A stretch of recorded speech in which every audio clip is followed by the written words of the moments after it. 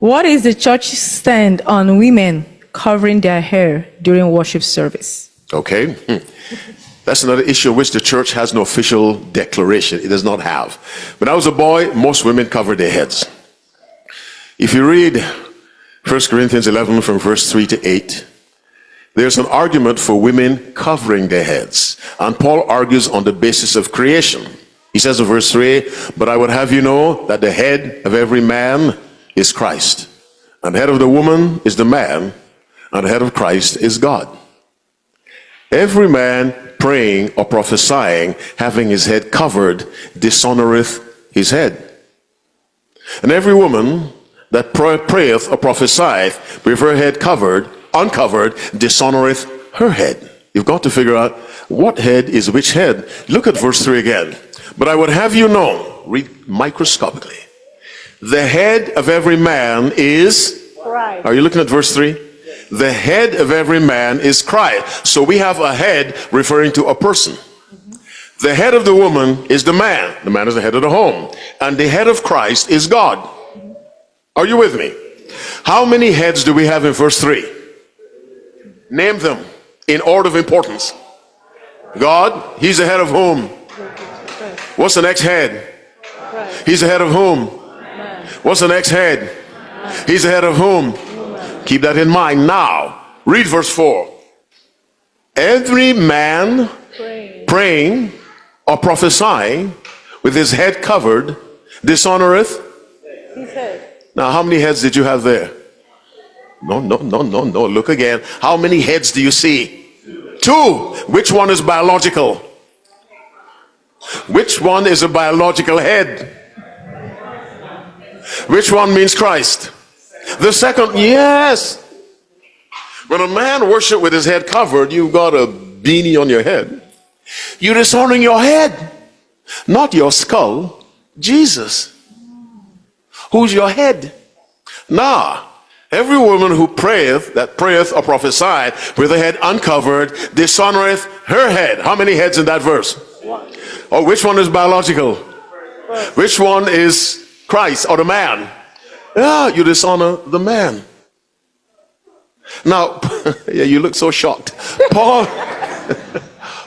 goes on to say, read verse 6 for me. What does that say? "For if a woman be not covered, let her be shorn. But if it's a shame for a woman to be shorn or shaven, let her be covered." Now, read verse 7. "For a man indeed ought not to." Why? "For as much is the image and the glory of God. But the woman," come on, "is the glory of the man." Now pause before we have a civil war. Wait. Listen to me carefully.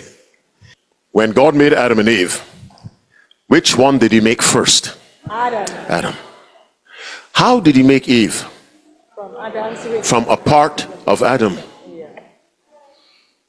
When God made Adam, Adam received the image of God directly. The woman received the image how? Through Adam. Now, if you want to bring social issues into the Bible, then that's your choice. You'll confuse yourself. The man received the image of God directly. By God's arrangement, the woman received it through the man, but same image, don't misunderstand me. Not a lower quality, just a different modality of delivery. Because of that, the man is the head. Read verse 8. What does verse 8? What does verse 8 say? "For a man is not of the woman, come on, but the woman of the man." What does that mean? Was Adam made from a rib from Eve?